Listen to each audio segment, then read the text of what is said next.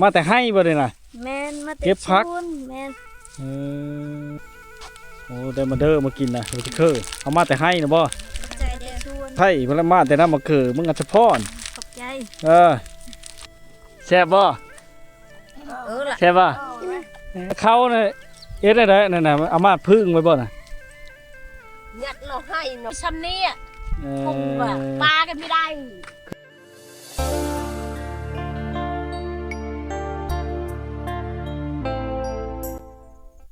ครับทักทายสบายดี FC ทุกคนนะก็ขอต้อนรับเข้าสู่ช่องเบ้าวงคนที่บ้านจะเก่าจะเกิดพี่น้องวิดีโอนี้เฮาสิพาพี่น้องไปติดตามรับชมเนาะวิถีชีวิตและก็ภาพบรรยากาศภายในบ้านห้วยผายเนาะเมืองลพบุรีแขวงชลเขตคือ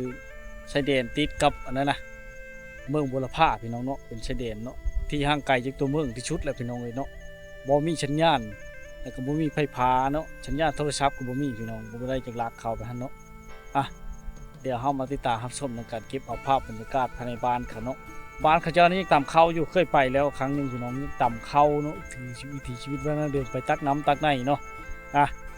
ชัดเลี้ยงกับปล่อยแบบธรรมชาติเลยพี่น้องเนาะแล้วก็เก็บเอาภาพบรรยากาศให้พ่อแม่พี่น้องได้มาติดตามรับชมเนาะไม่ว่าจะเป็นภูเขาโอ้งามระหว่างการเดินทางพี่น้องเนาะ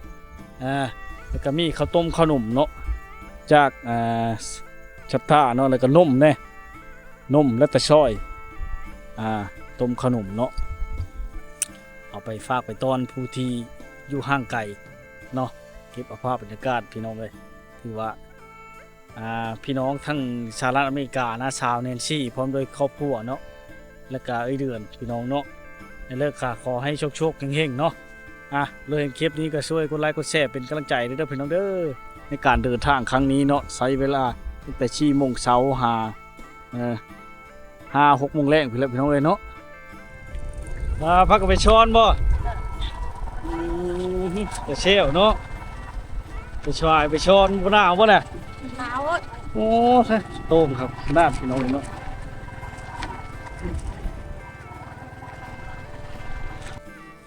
ไปให้เขาหนึ่งกันไปหาคู่มือมาสิจ้าน่ะพอได้กินบ่ช้อนปลาบ่โอ้ยไม่ได้เลยได้หมดมือซ้ำนี่คงว่าปลากันไม่ได้ขึ้นดงขึ้นภูพุ่นไปตามเขตเขาไปทำโพยสิได้เนาะไปเป็นหมู่เนาะโซนกันไปใช่ไหมทางไปมันจะเป็นป่าเป็นดงเนาะทางนี้จะเป็นภูเขาเนาะทางนี้จะเป็นดงเนาะทางนี้เป็นดงเนาะคือว่าอะไรเนาะถ้าย่าฝนมีมากยากเลยพี่น้องถ้าย่าฝนเพราะเรื่องเองเรื่องไปกันอะไรเนาะไอ้พี่น้องเลยนี่แหละบรรยากาศย่ำผมทำเนาะบ่ายโมง2 โมงเนาะไปวันนี้พี่น้องเนาะอากาศหนาวเลยช่วงนี้ก็ลมหนาวพี่น้องเลยเอาอะไรกันเนาะ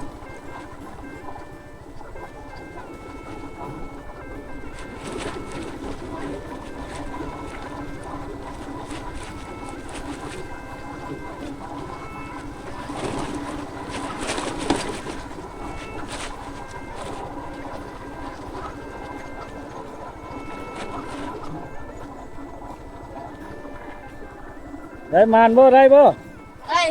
มันหนาวเนาะโอ้เขาเจ้ามาแต่หากินนะพี่น้องเนาะย่างเมื่อบ้านได้ฮะเมื่อบ้าน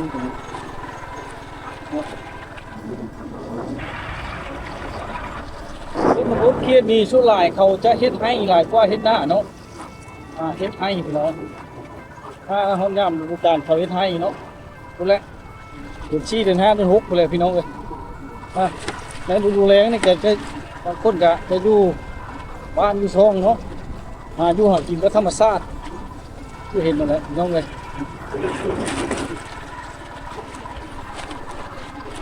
อยู่หากินพี่น้องเลยเนาะได้บ่ได้ยังกินนะใช้เบิ้งเนี่ยได้บ่มาแต่ให้บ่เลยนะแมนมาเก็บพัก ได้ลูกบ่เจ้าน่ะยังบ่ทันได้ผัวบ่ ไปแล้ว ได้เลยจักคน คนเดียว คนเดียวเดี๋ยวสิเอาขนมให้จักคนเจ้าน่ะ ยัง รู้ ไม่ จัก ลูก ยังมีลูกพุ่นนี่บ่มีก็เอาให้เด้อน้อยเด้อเดี๋ยวโจกให้ก่อนคราวเดียวก็เลยยากนี่เอาก็เด้อนี่ก็เด้อแกะนมไปก่อนมีนมนำยากเลยพี่น้องเนาะบรรยากาศอยู่บ้านเขาเจ้านั่นไปย่างมาย่างเนาะไปสิเลิกอะทางธรรมดาเลยนะที่เจ้าอยู่บ้านพาพิล่างบ่อยู่บ้านไหนนี่บ่หรือบ้านเนาะพวกบ้านไหนนี่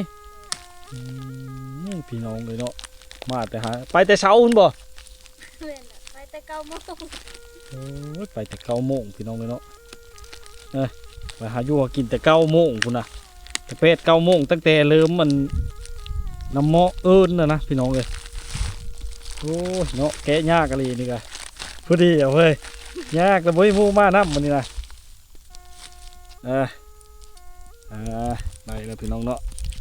ของฝากของตอนจะและให้พูดนึงก่อนโอ้ได้มาเด้อมากินนะมาจะเคยเอามาแต่ให้นะบ่ ใจเดียวชวน มาวงเด้อคนผู้ไทยพละมาแต่น้ำมาเกิดมึงอัจฉพร ขอบใจ ที่งานยูทูบเนาะโอ้ยมาแต่หาอยู่หากินเนาะ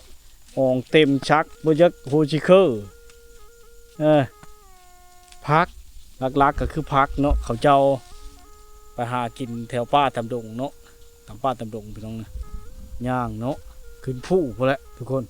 ขึ้นผู้ขึ้นให้เนาะเจ้าเกมต้นมาแต่ผู้พอแล้วพี่น้องเนาะการชันจรเนาะคือก็แล้วมีแต่รถไถกับรถจักรรถไถกับรถจักรนี่พี่น้องค้าขายง่ายมือเนาะ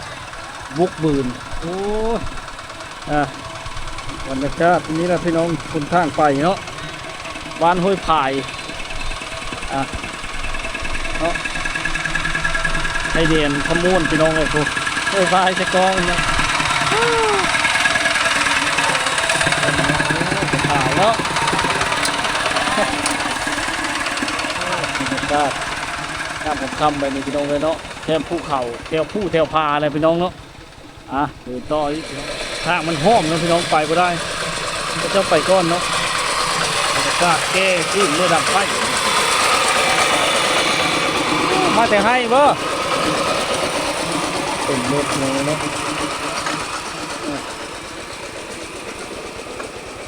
มีแต่ภูเขาอ้อมหอบแถวนี่พี่น้องมีแต่ภูเขาทั้งหมดเนาะอ้อมหอบไปหมดพี่น้องข้างนี้ก็เป็นภูเนาะเป็นภูเป็นผานะข้างนี้เป็นโน่นภูนี่ให้เขาเจ้าทั้งหมดแถวนี้พี่น้องเอ้ยบรรยากาศแถวนี้ให้เขาเจ้าทั้งหมดนี่ไม่ใช่นะบาสิไปใช้สิเมื่อพุ่นเมื่อพาไปล่างผู้มาได้ใช้จะมาแต่ให้น้องเนาะ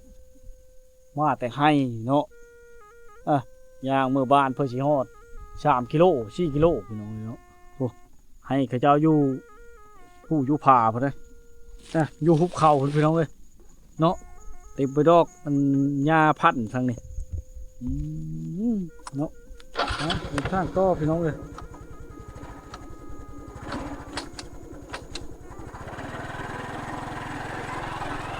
บรรยากาศเนาะว้าวแหละถ้าเพลอยากมาสัมผัสตัวจริงเนาะต้องมาในรูแรงเด้อพี่น้องเลย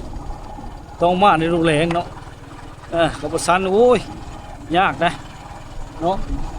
คือเห็นแหละสภาพเช่นทางเนาะมีคุมเป็นบ่อ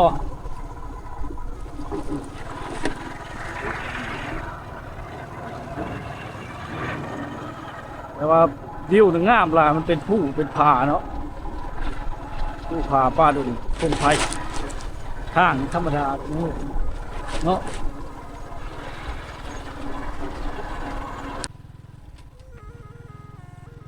ตอนนี้กำลังมาฮอดบ้านเจ้าไปนะ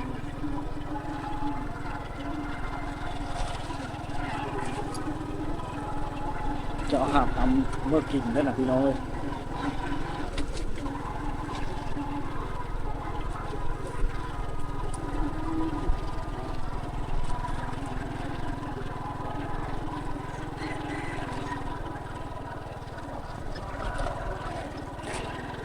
อ๋อเนี่ยพี่น้องเลยเนี่ยเนาะชนบทบ้านห้วยผายอันห้วยผายพี่น้อง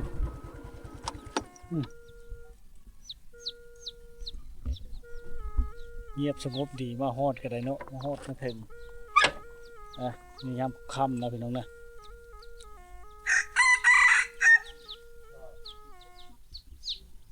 บรรยากาศยามแลงแต่ว่าเข้ามานี่เลยจะบ่มีดวงตะเวนเลยในฤดูนี้เนาะ2 ชั่วโมงบ่เห็นเลยพี่น้องคือมันมืดเนาะบ่เห็นเลยพี่น้องเอ้ยมานี่เนาะโอ้จะแตกต่างเนาะมาในฤดูแล้งนี่เนาะใครกว่ามาในยามนั้นเลยพี่น้องเลยเนาะมันจะสะอาดงามตาเนาะมีภูเขาในเบิ้งได้ชมเนาะมาฮอดมาถึงเนาะง่วงข้าเจ้าเนี่ยปล่อยคือเก่าพี่น้องตลอดแรงตลอดฝนเนาะกกพาวสูงเถอะพี่น้องเนาะกกพาวสูงก็น่าพี่น้องเลยโอ้เฮิรนหลังนี้ข้าเจ้าปลุกไม้พี่น้องเนาะมาก่อนบ่มีเฮิรนได้วางนี่ปลุกไม้เฮิรนหลังบางใหญ่พี่น้องเนาะผาไม่เฮ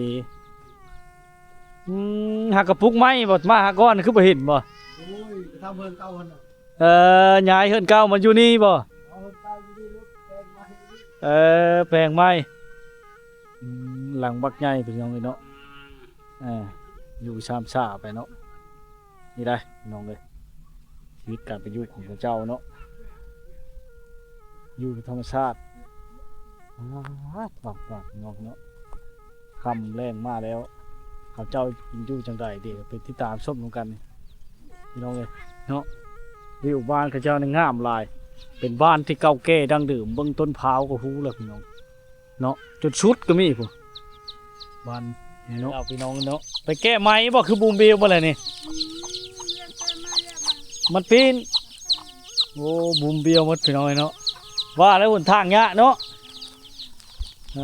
ลูกเจ้าจะคนก็2 คนบ่เอาไว้ให้หลานนะ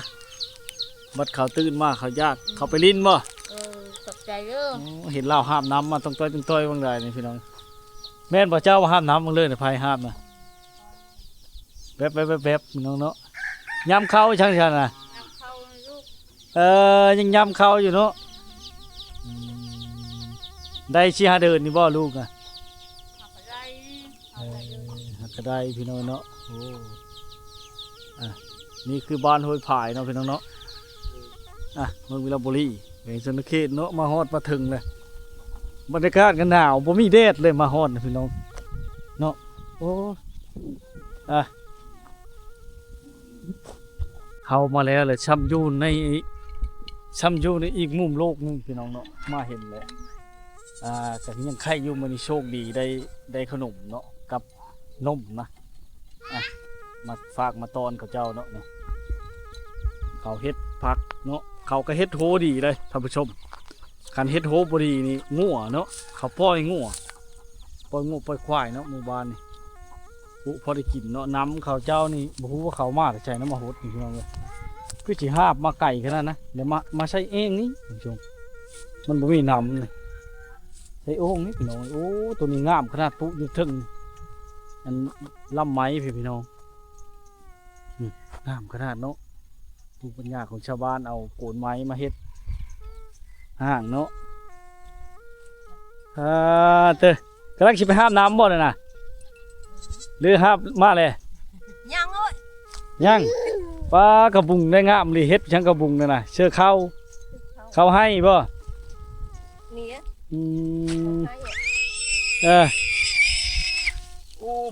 กินบ่ขนมนี่กินบ่ฮะขนมกินบ่นี่เดี๋ยวบ้าชาขนมให้เด้อจะได้เด้อมันเด้อเด้อ รูปมาเถอะ โคอันน่ะ หมู่บ้านนี่เป็นหมู่บ้านนั่นส้มเผาเราครึ่งเนาะพี่น้องเนาะขนมนี่เขาเอิ้นอะไรขนมนี่บ่ ขนมมันไม่ได้ เอิ้นอะไรขนมนี่ ขนม ฮะ มันไม่ได้ขนมแบบป้าละแกละ นู่นแต่รูปมันหล่อนู่นแต่แต่ นี่ขนมมา พูดละ พูด พูดเลยล่ะ ไหน พูดเลยพูดเลย บ่มีอาหารค้าเนาะบ้านเฮาเนาะมีอาหารขายเครื่องเลยเนาะมาเนาะโดนๆจะได้เข้ามาเทื่อนึงนะ พูดเลยค่ะ เข้าก็บ่ค่อยได้เข้ามาบ่ได้ อายุแถวใด อยู่เมืองอัญชัพร เออ ตบโปะวินได้ นั่นรูปมันแต่หล่อ เออ เอ็มรถได้อันได้ตี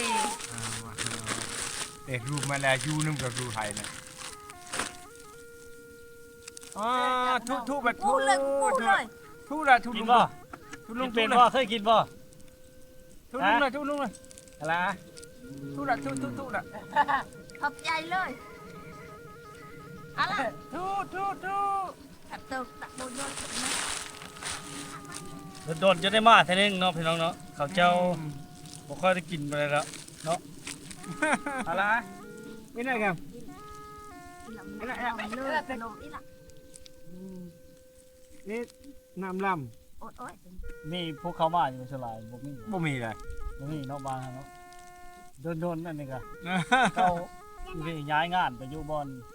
ไปก็เลยบ่ได้โอกาสมาเนี่ยบ้านเฮาบ่ค่อยมีเล็กน้อยเนาะชะมอยอยู่เนาะ เย้ ว่าแล้วเท่าไรเซาเป็ดหลังคานี่คือไปตักอยู่ไทยน้ำกินนะ นักยาง ตักน้ำช้างแกะเดี๋ยวพ่อแกะให้ลูกชายจะบ่ ล้าน หลานลูกท่านได้ลูกครับ ได้ติดคอ ฮะ ลูกชายนั่น เออ อันนี้ล้านนี่ เออเป็นบ่กินนมเป็นบ่ กินนมเป็นบ่นมเป็นบ่ฮะไปอยู่น้ำบ้าวเด้อจะกินได้กินหลายเด้อเด้ออ่าโอ้เนาะนี่แหละความสุขพี่น้องในการได้มาสัมผัสครับอยู่บ้านเขาเจ้าเนาะโดนๆจะได้มาเท่อนึงแล้วมาเห็นก็คือว้าวแหละนั่งพิงแดดบนได้อันนี้คือบ่มีแดดเท่านี้บ่มีฮอดแดดชำบ้านเฮาเนาะหนาวอากาศหนาวเนาะงูบ่ล่ะก็อยู่ตามบ้านเนาะมาต่อ5ก้อนน่ะก็อยู่กลางบ้านเลยบ่ค่อยมีคนอยู่ปานใดหรือว่าเขาไปให้บ่ยังไปให้บ่ซำนี่เขาบ่ทันมาบ่ ไปให้คุดมัน ขุดมันเอาไปขาย พอได้เงินเนาะโลเท่าไรแล้วเดี๋ยวนี้ 3,500 มันแห้งนะคันมันดิบได้ใช่ จากโลกมันดิบเด้อ ช่วงลาบ่ได้ขายเนาะมันดิบเนาะ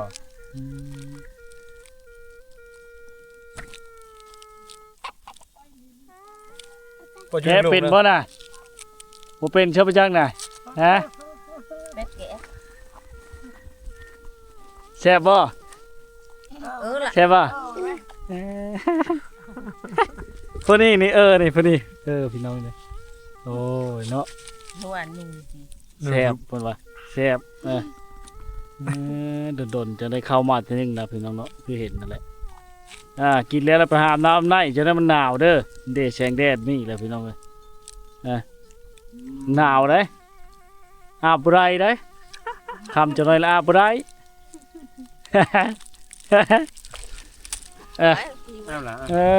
เขาเนี่ยเอ็ดได้นั่นน่ะเอามาพึ่งไว้บ่น่ะ ยัดเราให้เราไป เอามาตะพึ่งเฮ็ดเช็ดเราให้มีงานบ่เช็ดน่ะหรือว่าเอ็ดไปกินซื่อๆนี่ งานแหละ ไปกินแหละ บ่แม่นบ่ว่าถึงงานเนาะโดนกินเท่านึงจักมื้อมันยังเป็นนี่บ่ 5 มือ ไปเริ่มแต่มื้อเฮ็ดไปเลย5มื้อแล้วถือว่าแซ่บแล้วเนาะ เทปรถเลย เจ้าก็กินได้บ่ กินได้เยอะ